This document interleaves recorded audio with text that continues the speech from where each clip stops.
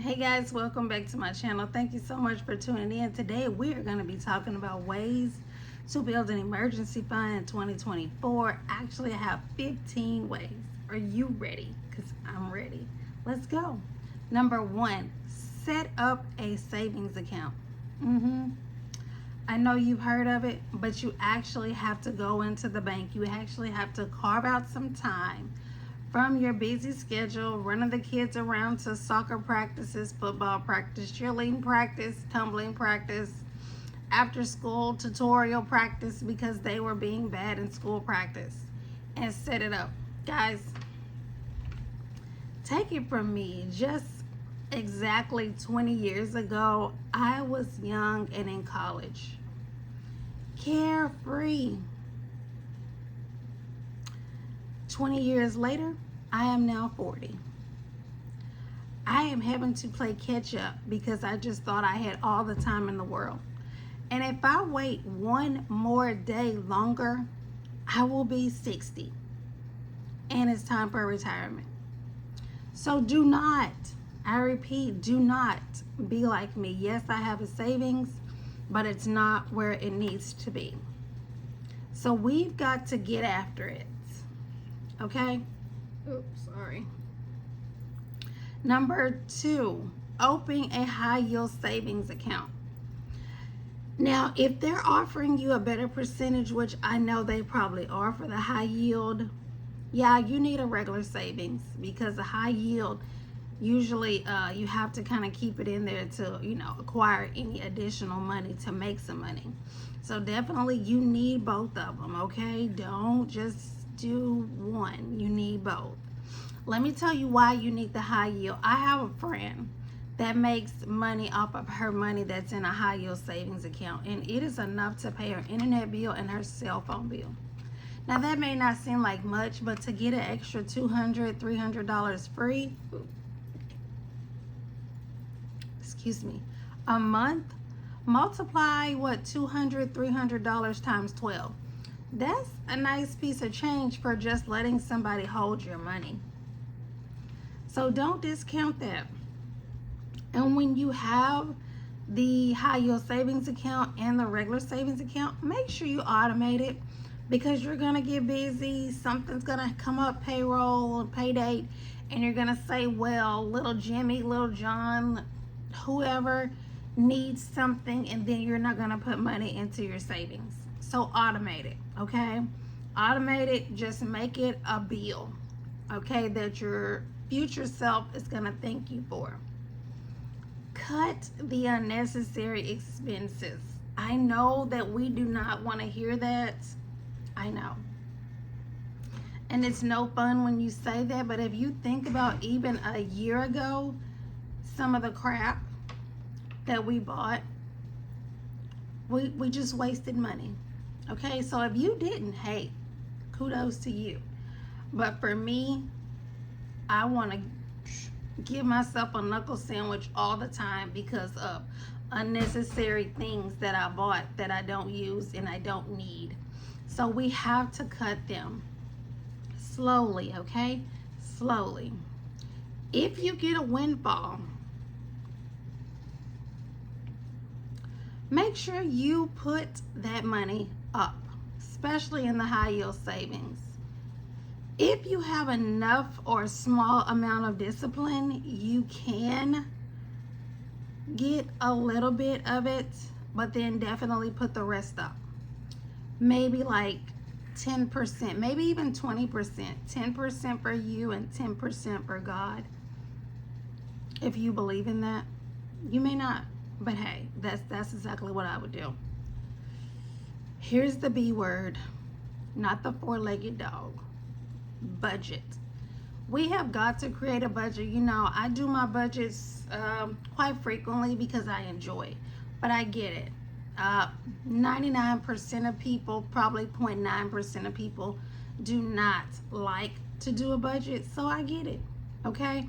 But a budget is not bad. It's just you know where your money is going. You're telling your money where to go, and then any extra you get to have, and then you know where the extra went because you said, okay, I've got $50 extra, and if I eat the $50 on crabs, or if I go to Walmart, nobody likes Walmart. If I go to Target and spend it, you know where it went versus, man, I had extra money and now I don't even know where it is. So definitely that's why you're creating a budget. Y'all, in this day and age, especially in 2024, we have got to have some side hustles because the cost of eggs, milk, everything has went up. Everything. Yep, except our wages. So you've got to have a side hustle. I mean, if you're a good singer, you may can teach singing lessons. If you play the piano, the guitar, the drums, do some lessons on the weekends. If you excel in math, algebra, science, be a tutor. If you don't have time to tutor, create an e-guide. Or teach, English to some people in China. Now, you will have to get up earlier, but that's always an option. My point is that you have to, not have to, but it's probably best to have a side hustle because it's just tough right now. Okay? Sell unused items. If y'all could see my kitchen little spot. Oh, what is that? I'm sorry. I don't know what that is. If you could see my kitchen little spot, you would see that all of my unused items are right there and they are for sale. Guys, don't sleep on that because you can make some decent money when it's season or when it's something people are wanting. One of my side hustles made me $1,600 one month. 16.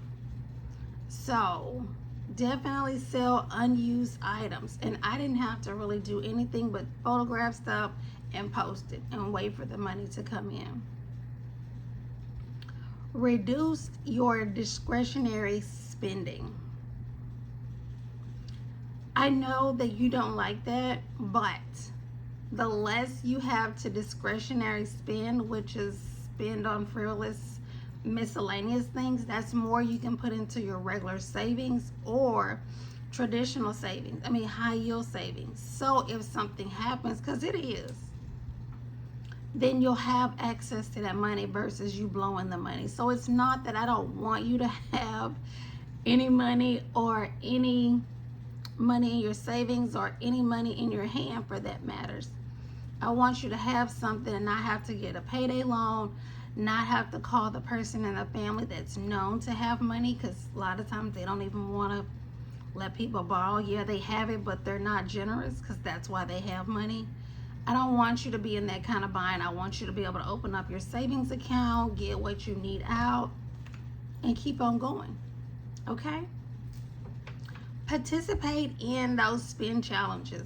Now, since we're trying to cut down our spending, I want you to go on Google and find those spending challenges, those savings challenges, not spending, those savings challenges, and print that off at work, on your break, or after work, or before, and just do some of those. You may not can save all of the money that's required, but some is better than none, okay? Because when I first started saving aggressively or being serious about my money, I didn't even have enough money, okay? None. So, do the savings challenges. When I started, I think I was negative in my account. So, it was stressful, but I knew I wasn't going to be like that forever. I didn't even have a clue on how I was going to get myself out of the jam that I was in, but I knew that as long as I was breathing, I was going to be okay, and I'm okay. I'm okay. I had one job, I guess maybe 3 years ago, and now I have about 4 or 5. So it's possible. I don't work all 4 of those. Some of those are remote, but anyways. Do a roundup. So let's just say your bills are $940. Do a roundup for $950 so you can have that little buffer, okay? Because you don't want to be down to the penny, because Apple Music or Apple somebody will come in for a subscription, get that last little bit of money, and whoop, You are now in the negative. Ask me how I know. Also, last but not least, set up a savings jar. Um, I had $40 and change that was just sitting around because I set up a savings jar. I wish I could show it to you. But I had $40. I didn't even think I had that much. It didn't even look like I had that much. But I had $30 in quarters and 5 in nickels or something and 5 in dimes. $40 and change, and I was not even doing it on purpose. I had low-key forgot about it because I moved and I was like, oh wow, there's my change. So I took it to my bank and they were like, you have to roll it. But once I rolled it, put my account number on, $40. Okay, so I hope that I have motivated you some to get after it. These are easy ways to build your emergency fund. We just have to start. Okay, see you guys in my next one. Bye.